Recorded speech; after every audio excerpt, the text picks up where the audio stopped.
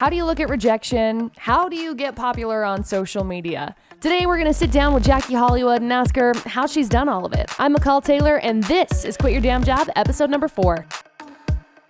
So Jackie, tell me about how you got started into radio and what your passion, where your passion came from to even do this. So ever since I was a little kid, I knew I wanted to be a talk show host. I used to watch Jerry Springer and Jenny Jones and all these different daytime talk shows. And I used to tell my mom I'm going to be that person. And growing up, I was just trying to figure out a way to get there. And I kind of landed in radio first because I got an internship in college.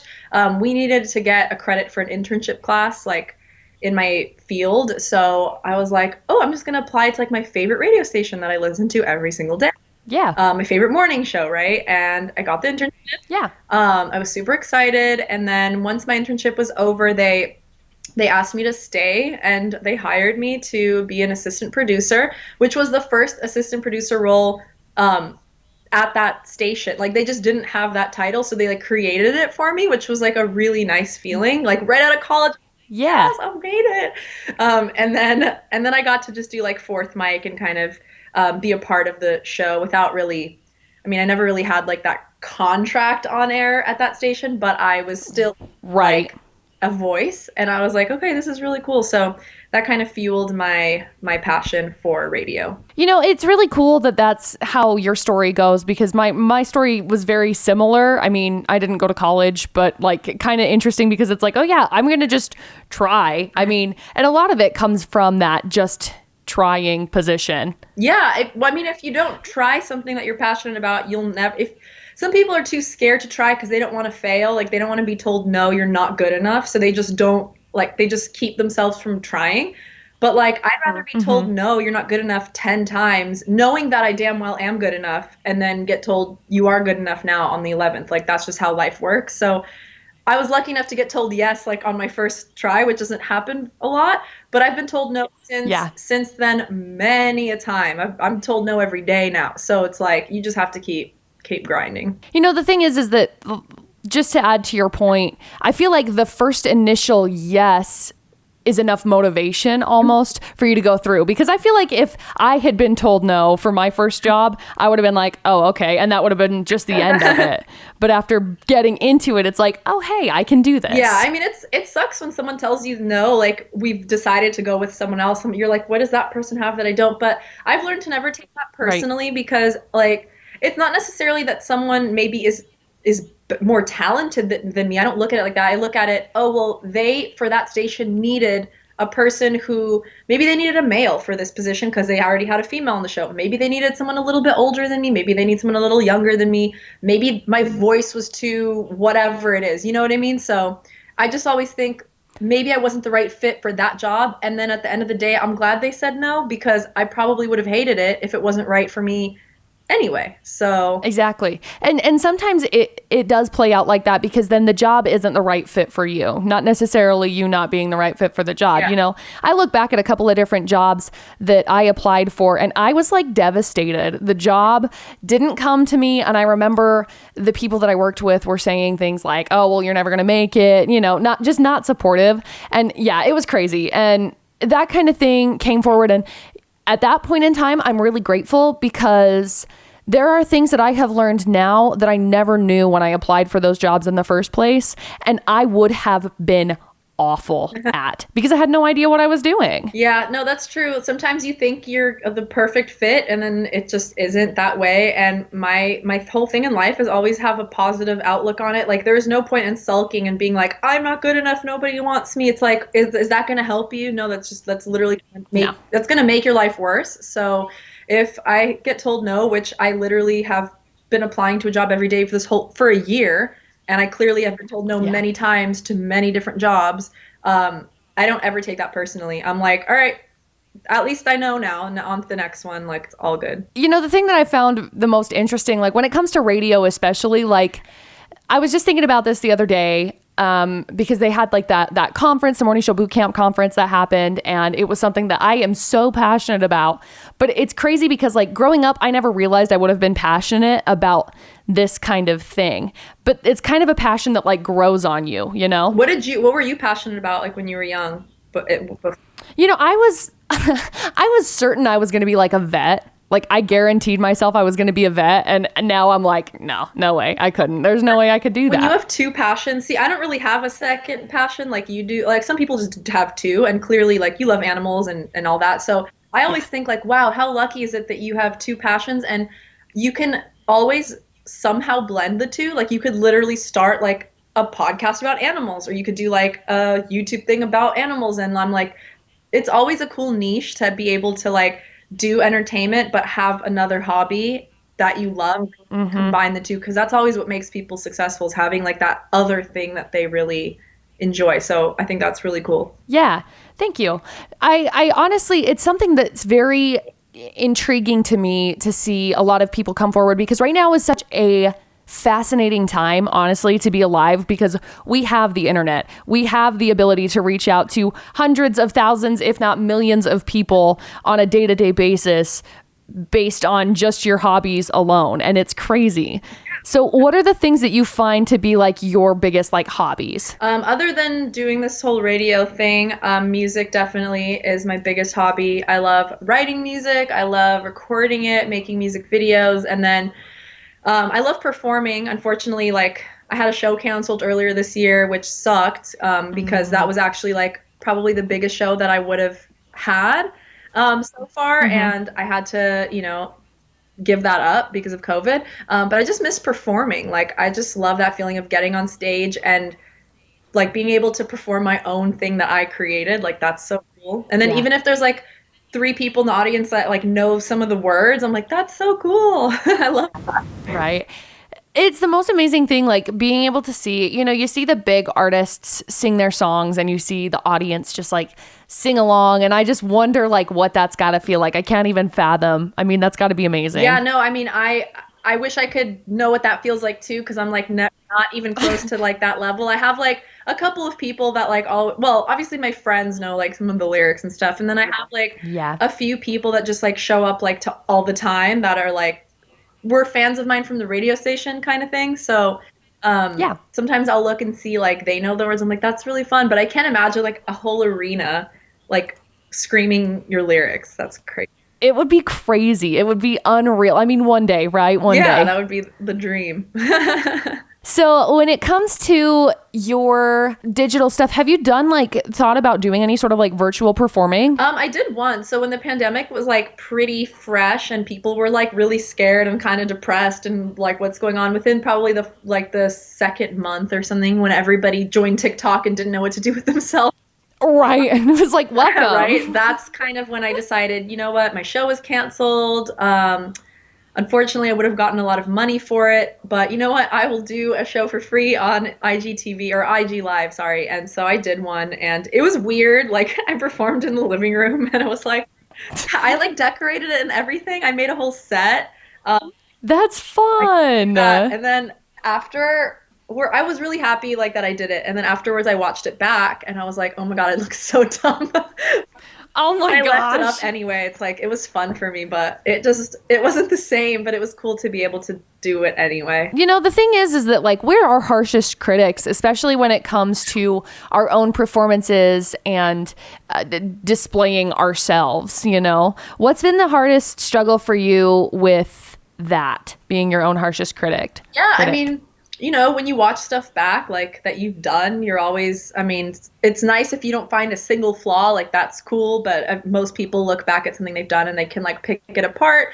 But instead of looking at it as like a flaw or something, I'm like, you know what? Okay, I need to fix that, or I need to change that. So it's hard sometimes to see yourself mess up or to hear yourself. I listen to things that I've recorded, not even music, but like radio, like air checks that I recorded like 3 years ago, and I'm like, oh my God, like, did I really send that to jobs thinking they were going to hire me? Like, yes, no wonder they didn't. But but the thing is, like, it's cool to hear that, because then I can feel better about myself now, knowing that I've grown and I'm better than I was before. So what is like your ultimate dream when it comes to your career, your passion? Where do you want to see yourself? I still to this day want to have that show, that talk show, whether, I mean, it doesn't have to necessarily be like a daytime talk show like I wanted when I was little, like an Oprah type thing. But But I mean, Yeah. I think like just even if it's just like a music show or like some sort of MTV. I mean, I know TRL doesn't exist anymore, but that would have like been my dream job is like hosting a music countdown show or something like that. So nowadays, a lot of things are done online and not necessarily like on cable TV anymore. So Right. yeah, I don't necessarily need to be like on a television station. I could be doing something online too. Yeah. Yogi, calm down. Go outside. So I know you're on TikTok. Have you ever thought about like maybe doing your own like pop culture type show on TikTok? Maybe like a 60-second, like here's your breakdown of what's going on. No, but you just gave me a good idea. I mean, I always You have should do it. ideas of like things, and then I just sometimes I have too many ideas, and I don't know which one to Yeah. start first, and then sometimes I have no ideas, and I'm like, like writer's block. Um, Yeah. so that's something that I might think of. I actually just thought of a show that I kind of want to start. I'm still like deciding on like a title or exactly how I'm gonna start it on IG Live, but I want to Uh-huh. do like an advice show where I Yeah. mean, it's not going to be like serious. Like, don't come to me with like serious ass problems because that's not my thing. But Mm-mm. whether it's like a relationship thing or like something with your family or work or whatever, like I want to do a thing where I just give my opinion. It doesn't have to be taken, but it's like I like giving people advice because I think that I'm usually like a pretty positive person and I try to like find the best in things. So Yeah. yeah, I just thought it'd be like a fun idea to do something like this. So that's like my next like idea that I have, and then maybe something like pop culture on TikTok I could also do as well. I think it would be a really good idea. I mean, Reels have obviously been really popular as well with Instagram. I think a lot of the distribution on those is really, really interesting to me. I listen to a lot of like different podcasts. I mean, Gary Vee obviously is one that I listen to, and he's been like, get on TikTok for like a year and a half. And so I was like, fine, I'll finally get on TikTok. But the distribution on it is unreal, dude. It So so Reels, I haven't quite like I know Instagram tried to do Reels because TikTok they said was gonna get banned, and then they got right on it, and I was like, okay, I'll use Reels if I have to because that's like the newest. But I'm still gonna use TikTok until further notice. agreed. That's where more people are at, and it's has more features, and now as I'm talking to you, I just thought of the fact that I could do the same advice thing, not just on IG Live. I could literally do it on TikTok. Because Yep. people comment on your TikTok, you can take their comment and then make a video. Do it in a video. Yep. Literally do that, and that actually might be more fun. So I honestly, I think it's a great idea. And then you can just brand it and do it that way. I think you would do a great job with it, to be completely honest. But yeah, with Reels, I know that I've seen a couple of different things. I don't have that many followers or anything on Instagram. And so to see videos that I post have over 4,000 views on them on Instagram Reels is like ridiculous to me because that's like 4 times the amount of followers as I have. So it's isn't cool. it when you're like you post something random and you get like 100 views, and then the next thing you post it's crazy. Just It's just ridiculous. recently, about I think it was like 2 weeks ago, I've been using TikTok for a long time, like before the pandemic and stuff, and I've never had anything like go viral, so to say. And then just Right. recently, I had a video I posted that I didn't think was anything. It was about a fantasy soccer team. Like it wasn't. It just my boyfriend actually told me to do it. Like I didn't think anything of it, and it's now at like over 300,000 views on TikTok. Yep. And then people took that video and like posted it on different Instagram like sports meme accounts. And I was looking at all these places and I'm like, oh my god, my face is everywhere and people aren't even tagging me, and like just there's Rude. like I'll DM the account like, hey, I really don't mind if you keep my video up there, but like tag me, bro. Yeah, like please. And some of the comments are good on it, and some of the how the internet is. There are so many trolls writing such horrible things about me. I literally don't care. I'm like, thank you for watching. I'm Right. a meme now. Like, enjoy your life. Have you gone back through and done like a reaction video based off of those, like finding the best memes that have been made of me on the internet and reacting to them, part 1 or something? But I should, honestly, because like that, I didn't think that video would ever blow up in a million years. I actually did a second video similar to that. I was like, oh, I'll do like another fantasy, like an update, like the week after, and it didn't go like as big, but it still went to like I think it's at like 13,000. Like it still got like Yeah. big compared to like a video I posted yesterday got like 300 views on TikTok. Right. So It's crazy. It's the most interesting thing because I started on TikTok like last year about this time, maybe earlier, I don't remember, but I've had a couple of videos that have hit like over 100,000 views, and it's weird. But even recently, like the distribution has gone way down. So that's been the interesting thing, is trying to figure out how to be able to combat that, and also figure it out on Instagram too, because it's all just going to become like Facebook with distribution. It is crazy because there's different platforms, and you want to like succeed. I mean, the goal is you want to succeed on all of them. That would be like great. Right. But then even if you succeed on one, it's like you have to put in like, I don't want to say like so much work, because it's like your whole day shouldn't revolve around social media. Like that's not healthy either. But at the same time, how else do you really make it on there if you don't put in all this work, So kind of like a battle between living my like normal everyday life and enjoying like what's around me, and then like being stuck on my phone seeing like if I could get viral. And it's not because I want to get viral and just like have people know what I look like. It's like I want to make that brand that and like have income, you know what I mean? So it's crazy. It's crazy. The whole point is trying to provide value to other people. And so if you're providing that value in humor or in, hey, look, I'm doing dumb things, whatever it may be, that's still providing value to people. Yeah, I mean, a lot of people provide value in like tutorials, because that's like a really good way to provide value. If you know how to do something that other people don't, then that's so important. Whether it's I mean, a lot of people know how to do makeup, but it's still so popular to watch makeup tutorials. I don't really like do makeup really ever very well, but I even just like watching them because they're soothing to watch. Like they're entertainment to me. I'm not actually watching to learn, because I know myself and I'm not going to do it, but I like just to see. I've seen some of the things that you've done, and I'm like, oh my god, thank you, beautiful. So thank you. Yeah, if anybody knows how to do anything, it could be like the weirdest thing, like how to screw a light bulb on in 10 seconds. Like you film that and you post that, because that's gonna be big. It's crazy because as soon as you find that niche, it's like, it's unreal, because then somebody in that niche is going to tell their friend that's also into that weird thing. Yes, I kind of have like a niche that I'm interested in, but I've like battled with like how to like promote that side of me without like losing work opportunities. Like I'm super into the cannabis industry.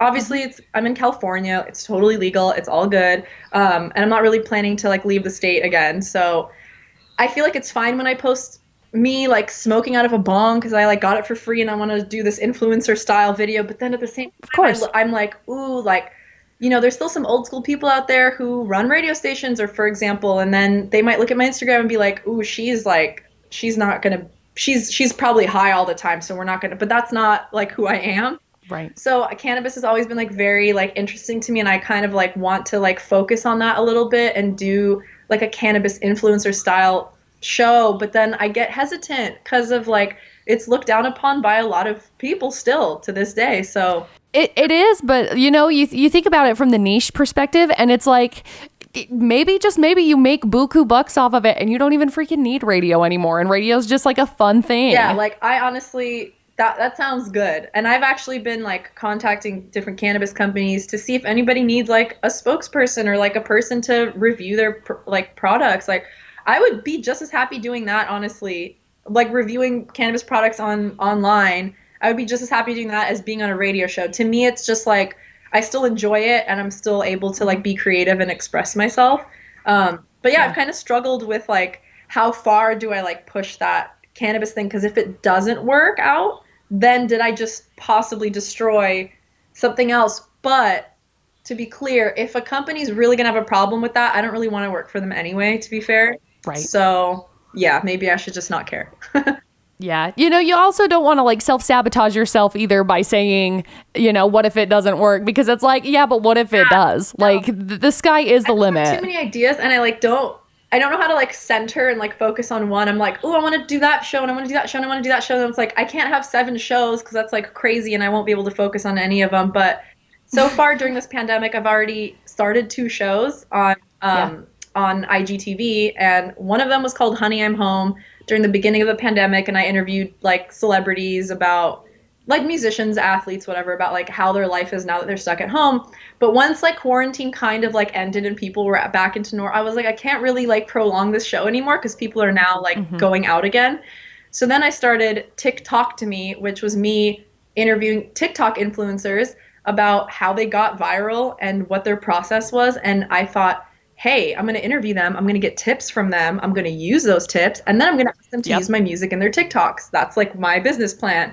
So I kind of started that. And then like eventually I kind of stopped because I thought TikTok was going to get banned. And so I was like, oh, I'm just going to like drop this. And I just keep doing that. So yeah, my next one is going to be the advice show, and we'll see how that goes.